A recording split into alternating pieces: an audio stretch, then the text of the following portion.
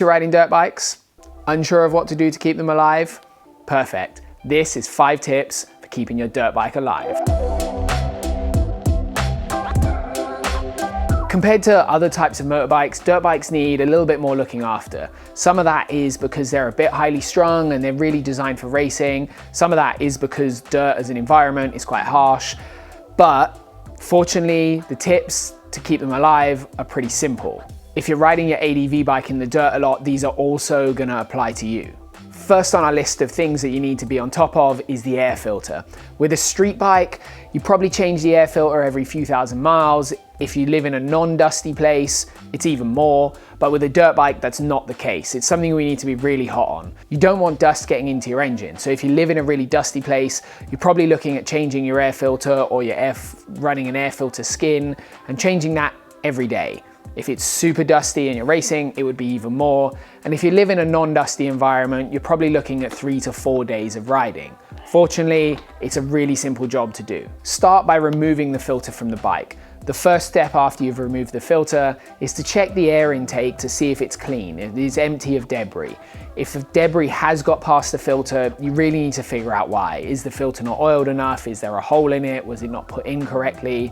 Solve that problem, and once it's solved, we can move on to cleaning it. The first step to cleaning the air filter is you need to break down the oil using some kind of solvent. The perfect solvent for this is proper air filter cleaner.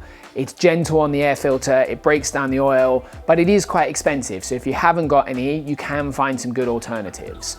Petrol is not one of those. It ruins your filter really quickly, the foam will disintegrate, and especially if you don't wash it out properly, your air filter will last 1 or 2 rides afterwards and you'll need to replace it. We're gonna use parts wash, and it kind of does the job, but it's definitely not perfect. There's definitely people that work for air filter companies turning in their grave at this, but if you wash it out quickly, it's not too much of a big deal. Once we've broken down the oil, the next step is to get rid of all the dirt in the air filter. For me, dish soap for this purpose is absolutely awesome. Some dish soap and some hot water run together, squeeze it all through, and you'll see your filter comes up sparkling clean really quickly.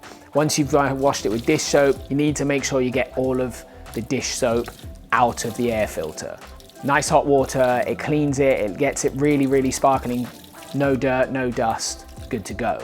Before you add any oil or any stickiness to catch the dirt that the air is sucking in, you need to dry the air filter. You can air dry it like a normal person, or if you're really tight on time, there's a really good hack using a hairdryer. Do this in a place where you've got good ventilation, where you're not gonna get in trouble for making the place stink, because using solvents and then heating them up creates a lot of fumes. It's not ideal. It's a health and safety nightmare. And most definitely do not put this in the tumble dryer to dry out. It will make your clothes smell like air filters for a really long time. The last step with the air filter is we need to add some stickiness to it. Traditionally, you would use filter oil for this.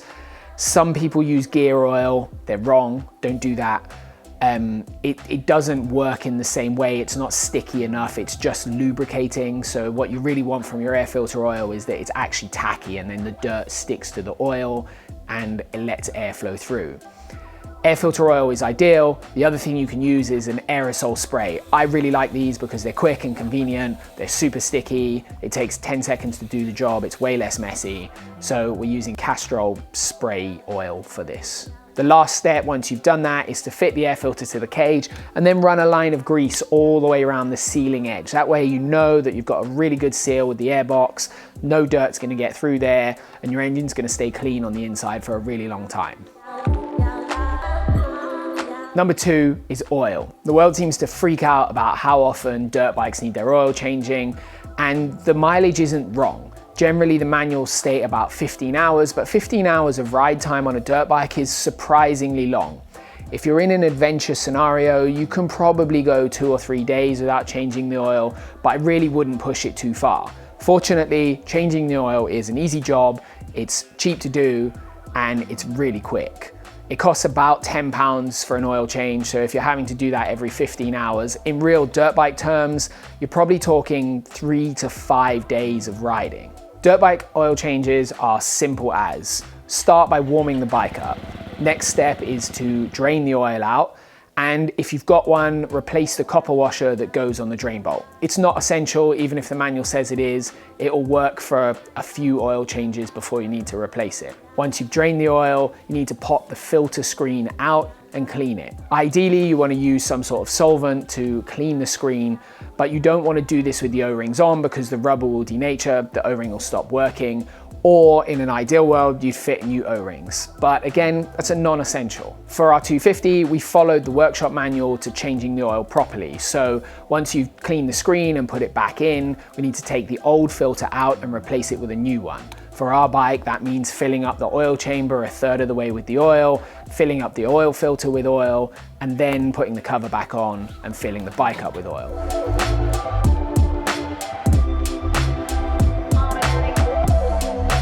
I really recommend you do this how the manual says you should do it, because it can be quite easy to accidentally cause damage that you don't know about in your engine by not having enough oil in the oil filter and so on.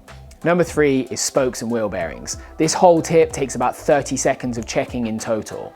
The first step is we're going to check our spokes in the wheel, because if spokes start to come loose or they fall out, it can lead to warped wheels and it can lead to a wheel collapse, both of which are not good things. To start with, we're going to grab a nice screwdriver and we're going to run it around every spoke on both sides of the wheel. What you're looking for is one that sounds dead. You'll know when you hear it because it will be completely flat because it's loose, and all the other spokes will make a metallic ting because they're under tension. If you do find a loose one, tighten it up, but don't over tighten it. Ideally, you'd have a torque spoke spanner for this that makes sure that you don't over tighten them. Generally, spokes are around about 5 Newton meters, but it'll probably say in your workshop manual what it should be at. Checking wheel bearings is also a super straightforward job. We're going to turn the handlebars of the front wheel to the steering lock and hold it there. Place your other hand on the front wheel and just give it a little wobble. You'll feel when a wheel bearing is gone because it will start to have a little knock in it. The technique is basically the same with the rear wheel.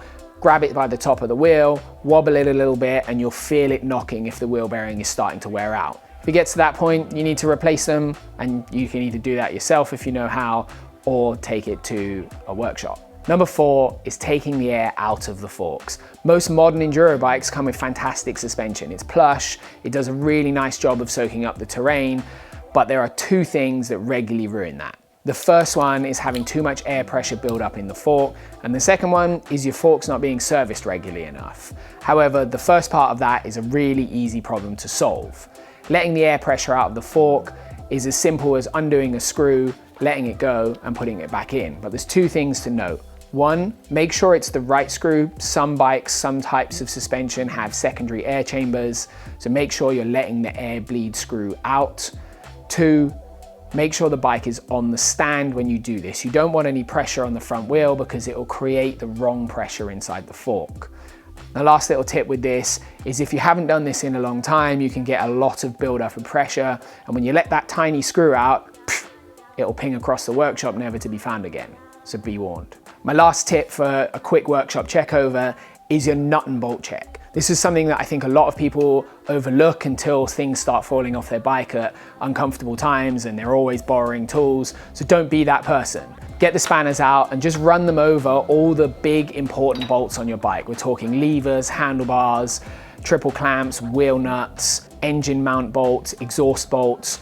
The things that if they fall off are going to cause a catastrophic problem to your ride and require you to bodge something or borrow something or maybe even not be able to ride out. When we're checking the tension of all the bolts and nuts and screws on our bike, what we're doing is making sure that they're not coming loose. You're not adding tension. So if something is torqued up to a relatively low tension, say a triple clamp bolt, you don't need to add tension to it every time you check it. Eventually this will cause problems like bad handling or breaking bolts and so on. It's not necessary, it's just a check. If you're really worried about overdoing this, buy a torque wrench for 2 reasons. 1, you won't ruin it, and 2, it gives you a really good excuse to own a torque wrench. And that's about it. That's all there is to checking your bike over on a regular basis. And pretty much every time you wash your bike, I would do this. If you're one of those people that only washes your bike like every 3 years, maybe you should run some spanners over it more regularly, and maybe you should wash your bike a little bit more. But otherwise, that's it. It takes about an hour. It costs about £10 to do it, and it's totally worth it. It will make your whole dirt bike riding experience a little bit better, because over time as well, you'll learn a little bit more about what's going on with your bike. I hope you've enjoyed this video. We've got more stuff with dirt bikes coming in the future, so if you want to see that, make sure you hit that subscribe button. And otherwise, remember, life's better when you're riding.